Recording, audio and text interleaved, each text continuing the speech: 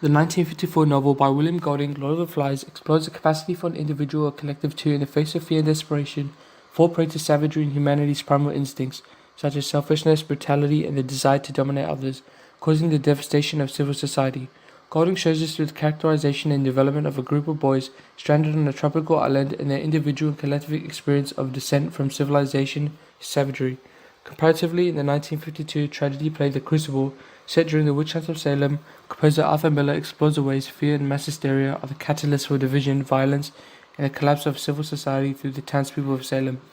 Essentially, both composers, through their context and use of language forms, features, and structure, convey the inconsistencies, paradoxes, and anomalies presented in civil society when faced with overwhelming fear and danger, real or imagined. Golding shapes and deepens our understanding of fear being the mind killer, its dangers and power to cause incoherency, paranoia, mass hysteria, violence, and the eventual collapse of civilization through the characterization of the boys and their dialogue between each other. In Chapter 9, we are first-hand witnesses to the anomalous nature of humans to display barbaric, savage anger and violence which stem from irrationality and uncertainty caused by the rumors of the beast in the previous chapters.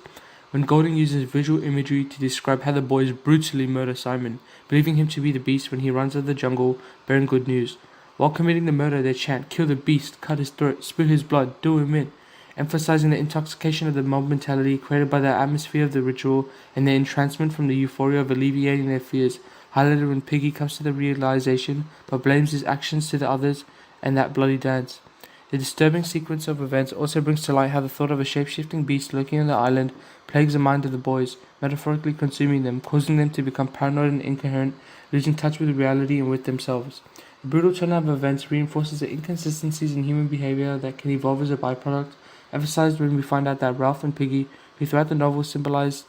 civility and order, joined in the brutal and savage murder of Simon, shown when Ralph comes to realization, that was Simon, that was murder, emphasizing how in the heat of the moment anyone has the capacity to fall prey to the primal urges to be savage.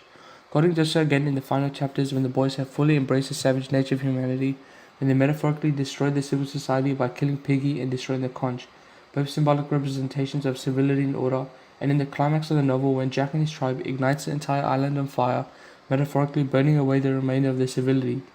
hunting Ralph to sacrifice him to the beast in hopes to appease it, further emphasizing the extent of a collective or an individual to submit to fear, reject civility, and lose all sense of themselves. The ideas and representations of human nature portrayed in The Lord of the Flies is something similar to what I presume Golding would have experienced during his time in World War II. Watching civil men transform into beasts themselves is something that I believe he wanted us to reflect and ponder on while reading the novel.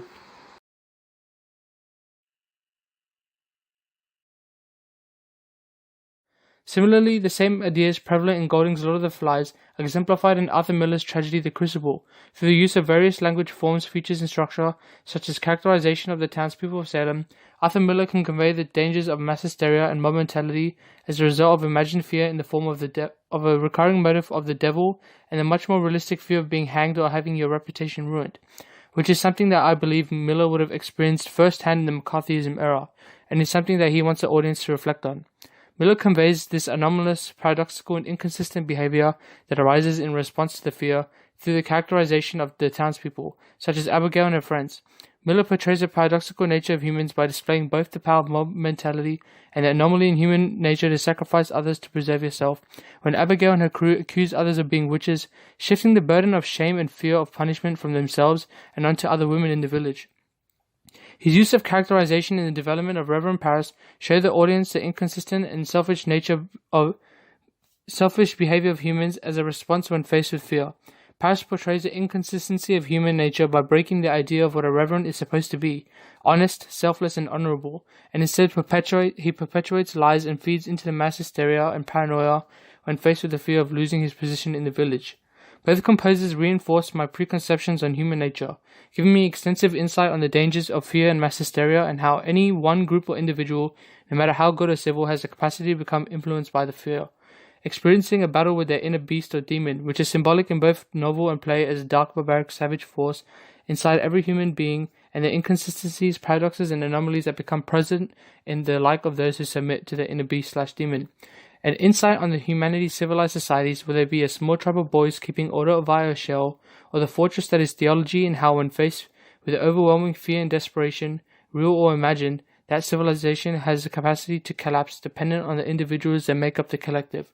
Overall,